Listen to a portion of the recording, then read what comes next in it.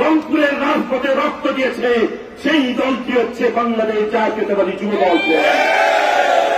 ভাইরা গভীর শ্রদ্ধা করে স্মরণ করছি, আজকে আমরা নিজের চোখে দেখেছি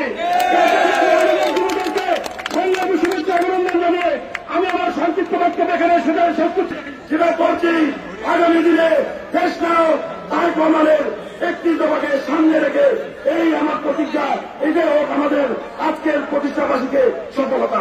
এই বলে আমি আমার বক্তব্য শেষ করছি। ফিরিয়ে আনার জন্য, বাংলাদেশের গণতন্ত্রকে ফিরিয়ে আনার জন্য নিরলস পরিশ্রম করে ছাত্র জনতার কাঁধে কাঁধ মিলিয়ে জুলাই আন্দোলনে শেখ হাসিনা ওয়াজেদকে বাংলাদেশের মাটি থেকে বিতাড়িত করে ভারতের মাটিতে আমরা হস্তান্তর করেছি।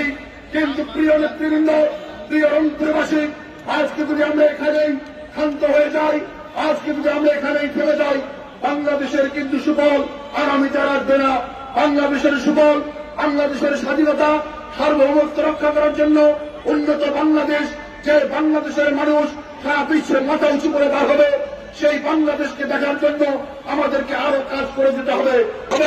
ধানের শীষের বার্তা নিয়ে, খালেদা জিয়ার বার্তা নিয়ে, শহীদ প্রেসিডেন্ট জিয়াউর রহমানের স্বপ্ন নিয়ে আমরা এই দলটির নেতারা পূজার সঙ্গে রোজার তুলনা করে এই দলটি পবিত্র মসজিদ, এই মসজিদে রাজনৈতিক কার্যকলাপ চালায়। রাজনৈতিক কার্যকলাপ যখন মুসলিমদের বিরোধিতার কারণে তারা করতে পারে না, তখন সশস্ত্র অবস্থায় এই মসজিদে তারা হামলা চালায়। প্রিয় বন্ধুগণ, তারা তো এই কর্ম করবে তার কারণ তারা ধর্মকে পুঁজি করে দেন, রাজনীতি করে, মানুষকে বিভ্রান্ত করে, মানুষকে বিপদগামী করে। তারা আজকে নির্বাচনের নামে ক্যাম্পিং করছে।